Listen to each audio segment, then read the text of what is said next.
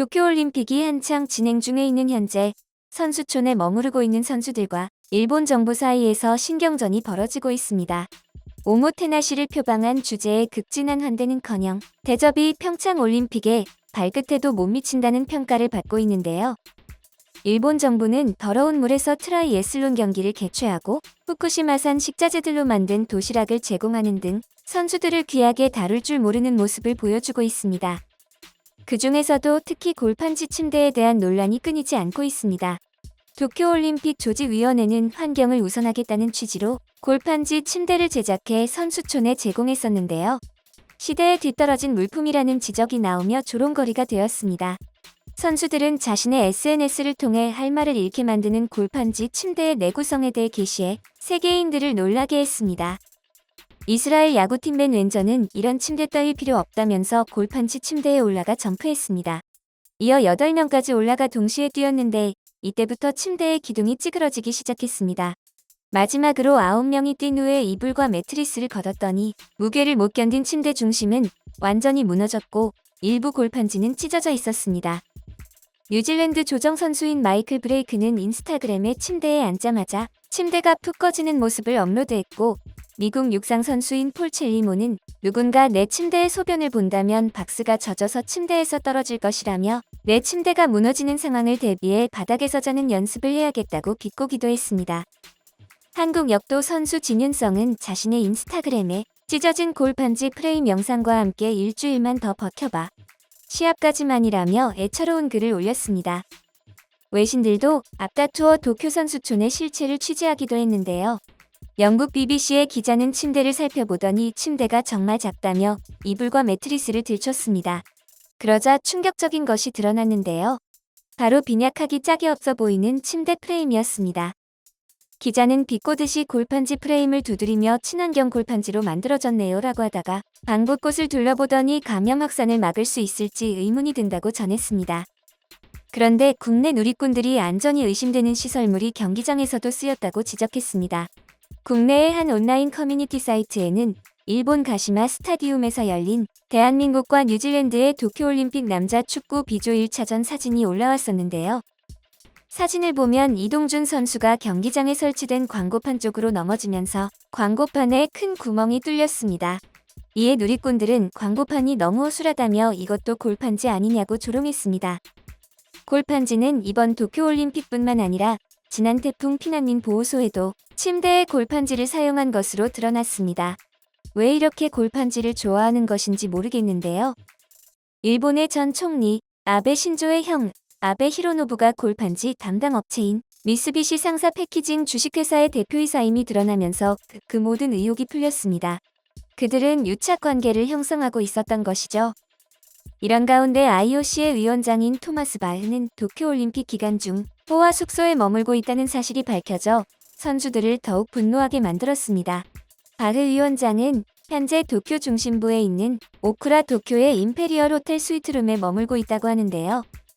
1박에 250만 엔, 그러니까 한화로 2,500만 원인 이곳의 IOC 측은 실내 가구도 모두 직접 가져온 것으로 바꿨고 요리사도 외국에서 초빙했습니다. 그런데 숙박비마저 바흐 위원장 측은 하루에 44,000엔 정도만 내고 나머지 금액은 일본이 지불하는 것으로 알려져 더 큰 충격을 주고 있습니다. 접대비도 다 세금인데 말이죠. 많은 일본인들은 이에 대해 가감없이 분노를 표출하고 있습니다. 또한 일본 정부 측이 IOC 간부들에게 개조한 고급 미니밴을 제공했다는 의혹이 제기되어 세계인들의 빈축을 사고 있습니다. 조세이지 씨는 도쿄올림픽 조직위 관계자의 발언을 인용해 바흐 위원장과 IOC 간부들에게 고급 미니밴과 알파드 최고 등급 차량이 나간다며 차 시트는 전부 가죽으로 꾸몄고 차체에 올림픽 마크가 찍힌 특수 차량이라고 전했습니다. 또한 바흐 위원장이 호텔을 드나들 때면 경찰 50여 명이 상시 대기한다고 덧붙였죠. 누리꾼들은 선수들만 불쌍하지? 선별적 오모테나시. 운동은 선수들이 하는데 대접은 IOC 위원장한테 하네. 예산 많으면 골판지 침대나 어떻게 하지? 1박이 250만 엔. 미쳤다. IOC 위원장도 골판지 침대에서 자야지 뭐 하는 거냐? 등의 댓글을 남겼습니다.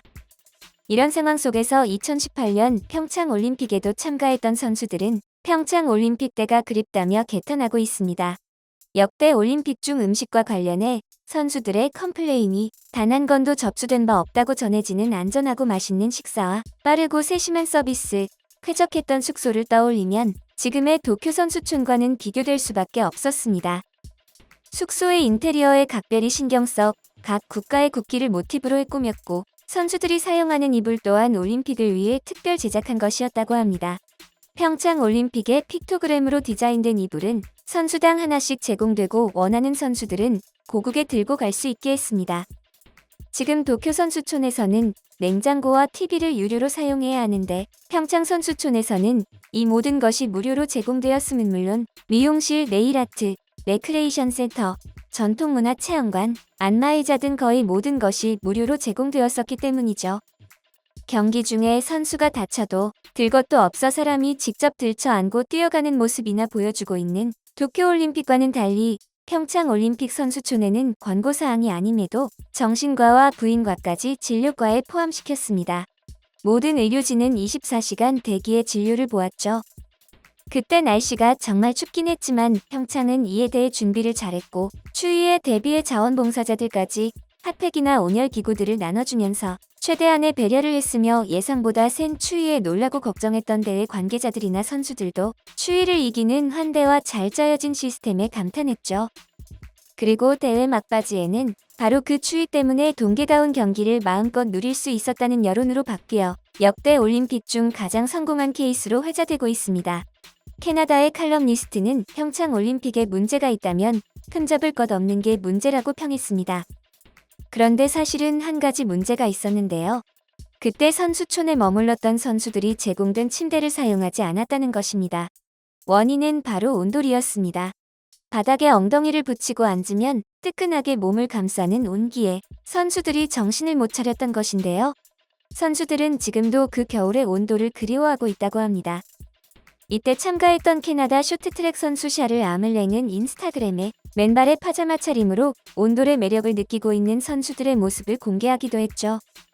한국의 온돌과 난방 시스템은 베란다에서 몸을 꽁꽁 싸매고 중계하는 캐스터와 방 안쪽에서 여름 바캉스 복장인 촬영 기자의 투샷 전신 사진에서 그 차이를 극명하게 알 수 있어 전 세계로 퍼져나갔죠.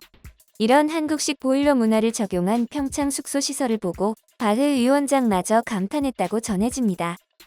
평창에서 이토록 극진한 대접을 받았던 선수들이라면 도쿄올림픽 선수촌에서 지내는 하루하루가 무척 불편할 것 같은데요.